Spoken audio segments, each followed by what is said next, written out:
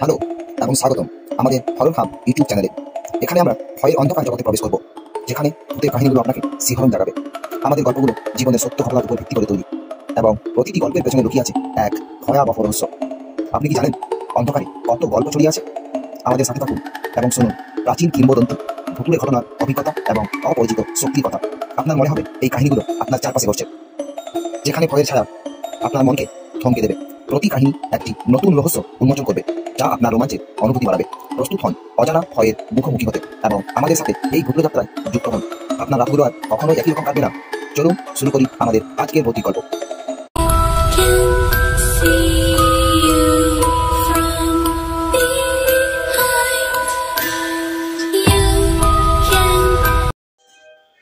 Police যখন François বার্ট্রান্ডকে জঘন্যতম অপরাধের জন্য গ্রেপ্তার করল, তখন তার সহকর্মী সৈনিকেরা বিস্ময়ে স্তম্ভিত হয়ে গেল।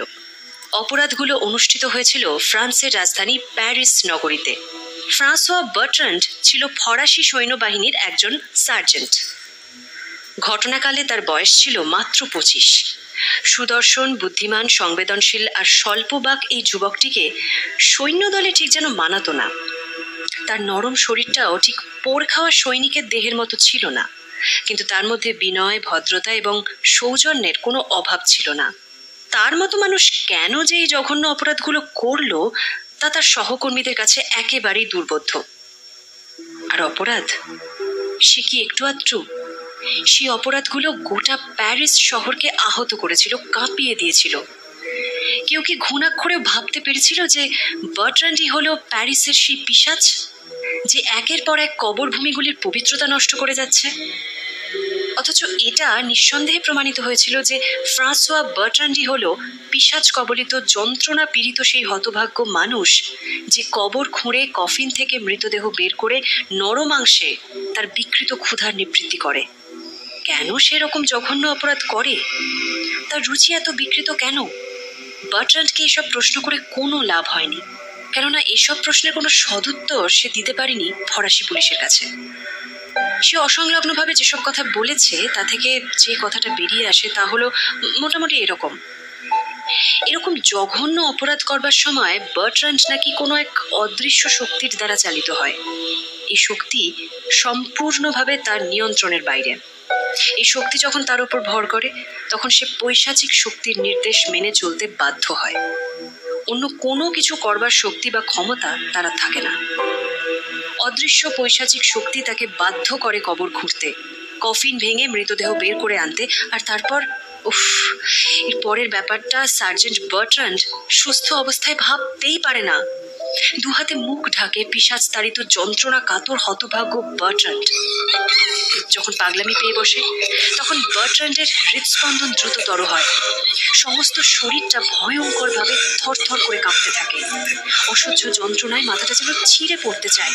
সামরিক ছাউনি থেকে সবার অলক্ষ্যে সে বেরিয়ে পড়ে। শুরু হয় তার পৈশাচিক নৈশ অভিযান। সে ছুটে যায় কোনো অরক্ষিত কবরভূমির দিকে, বেছে বেছে বের করে সদ্য সমাহিত কারো কবর। যেরকম কবরের মাটি এখনো আলগা রয়েছে। ঝুড়ো ঝুড়ো মাটি সরিয়ে সে কফিনটাকে টেনে বের করে। তারপর কফিন ভেঙে বের করে মৃতদেহটাকে। তরবারির আঘাতে মৃতদেহটাকে খণ্ড খণ্ড করে ফেলে সে। তারপর আরম্ভ হয় তার নরমাংস ভোজন। বিকৃত ক্ষুধার ফাঁদে বন্দী হতভাগ্য বার্ট্রান্ড রাতের পর রাত এই জঘন্যতম অপরাধ করতে বাধ্য হয়। কাজ শেষ হয়ে গেলেই কেমন একটা নিষ্কৃতির ভাব এসে পড়ে তার মনে। চট করে মাথার অসহ্য যন্ত্রণাটা কমে যায়, শরীরের কাঁপুনিটাও থেমে যায়।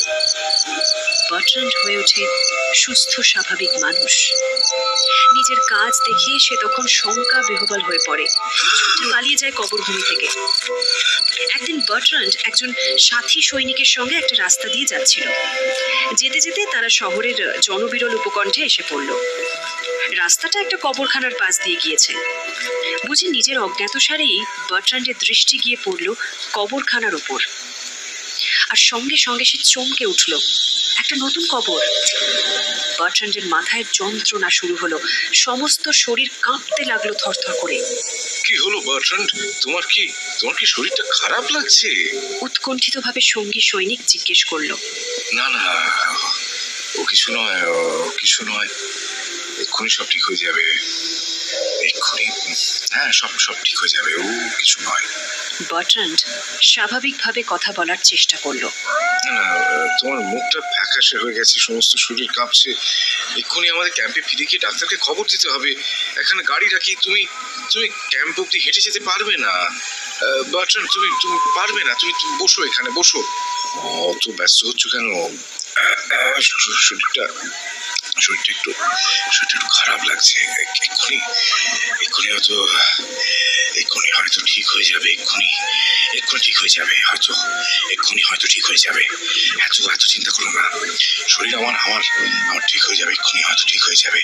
দৈহিক যন্ত্রণার সঙ্গে যুঝতে যুঝতে বার্ট্রান্ড আবার স্বাভাবিক হয়ে উঠবার জন্য আপ্রাণ চেষ্টা করতে লাগলো। কিন্তু বার্ট্রান্ডের মন বারবার ছুটে যেতে লাগলো ছোট্ট সমাধিভূমির সদ্য খোঁড়া কবরটার দিকে। ও বুঝতে পারলো আজ রাতে ওকে একবার এখানে আসতে হবেই, আসতেও বাধ্য। শীতকাল, তার উপর প্রচন্ড ঝোড়ো হাওয়া বইছে, টিপ টিপ বৃষ্টি পড়ছে, সঙ্গে তুষারপাত, কনকনে ঠান্ডা, চারপাশ যেন হিম শীতল হয়ে আছে। ছাউনির সৈনিকেরা গুটিসুটি মেরে ঘুমিয়ে রয়েছে নিজেদের বিছানায়। কিন্তু এমনই দুর্যোগের রাতে ছাউনির একজনের চোখে ঘুম নেই। ক্রমেই অশান্ত হয়ে উঠছে সেই মানুষটা। যত দুর্যোগের রাতই হোক না কেন, তাকে যে যেতেই হবে, যেতেই হবে সেই কবরভূমিতে।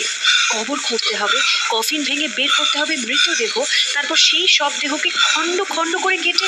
না না, দেরি করা যায় না, আর দেরি করা যায় না, এক্ষুনি এক্ষুনি বেরিয়ে পড়তে হবে তাকে। কিন্তু কিন্তু সামরিক ছাউনির প্রহরীরা যদি বেরোতে দেখে ফেলে? না না, তাদের দেখতে দেওয়া যাবে না। যেভাবেই হোক তাদের নজর এড়িয়ে ছাউনির বাইরে যেতেই হবে।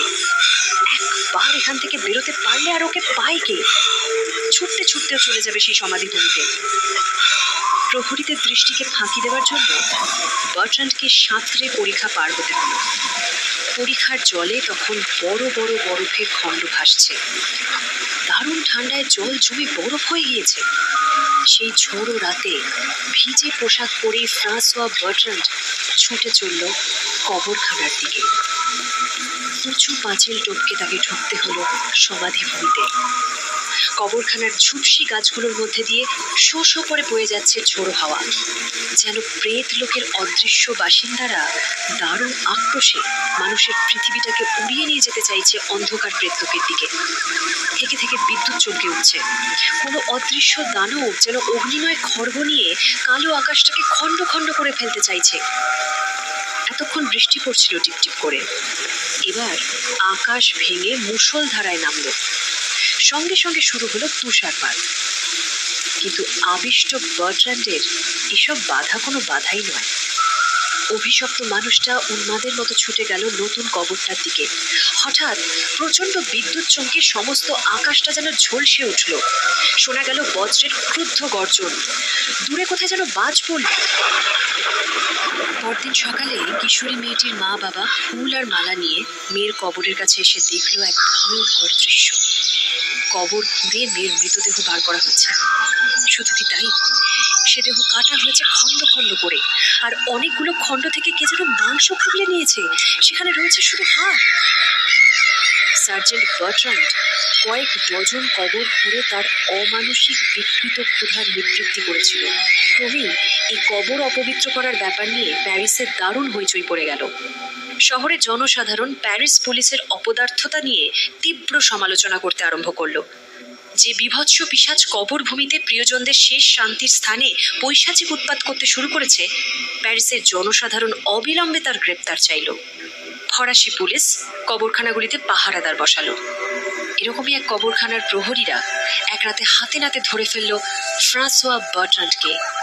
সে তখন আবিষ্ট বা সম্মোহিত অবস্থায় তার বিকৃত ক্ষুধার নিবৃত্তি করছিল মৃতদেহের মাংস নিয়ে। উফ, কি ভয়ঙ্কর দৃশ্য! প্রহরীদের দলপতি দুহাতে চোখ ঢাকলো। ইস, এই বিভৎস দৃশ্য চোখে দেখা যায় না। পুলিশের কাছে ফ্রাঁসোয়া বার্ট্রান্ড যে বিবৃতি দিয়েছিল তা এইরকম: জানি না আমি এরকম কাজ করেছি কেন। আমি জানি না। স্বাভাবিক অবস্থা ফিরে এলে আমি নিজের কাজ দেখে নিজেই সম্পূর্ণ হতবুদ্ধি হয়ে পড়তাম, ভয় পেয়ে ছুটে পালাতাম কবরখানা থেকে। বিশ্বাস করুন, স্বাভাবিক অবস্থায় আমি একজন ধর্মপ্রাণ মানুষ।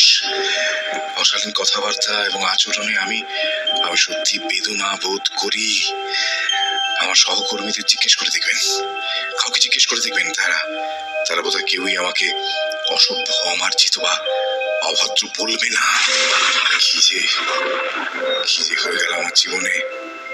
আজ সবার কাছে আমি এক ঘৃণ্য জীব। অথচ বিশ্বাস করুন, এই পৈশাচিক কাজের জন্য আমি দায়ী নই। আমি নই, অন্তত পক্ষে আমার সচেতন সত্তা দায়ী নয়। স্বাভাবিক অবস্থায় আমি নিজেই বিশ্বাস করতে পারি না যে এরকম জঘন্য কাজ আমি করেছি। আমি বিশ্বাস করতে পারি না। এক অদৃশ্য শয়তান আমার উপর ভর করতো, আর আবিষ্ট অবস্থায় আমি ধর্মবিরোধী পৈশাচিক কাজ করে গিয়েছি। শয়তান আমাকে দিয়ে এসব কাজ করিয়েছে। Devil, the devil. আমার জীবনটা অভিশপ্ত হয়ে গেছে। It has been cursed. আত্মপক্ষ সমর্থনের জন্য আমি বিন্দু মাত্র চেষ্টা করব না। আমি যা করেছি তাতে আত্মপক্ষ সমর্থন করা যায় না, করা উচিত নয়। যে শাস্তি আমাকে দেওয়া হবে আমি সেই শাস্তি মাথা পেতে নেব। আমি সেই শাস্তি মাথা পেতে নেব। সেই শাস্তি মাথা পেতে নেব। প্যারিসের নরমাংসভোগ পিশাচ ফ্রাঁসোয়া বার্ট্রান্ডের বাকি জীবনটা কেটেছিল ফ্রান্সের এক পাগলাগারদে।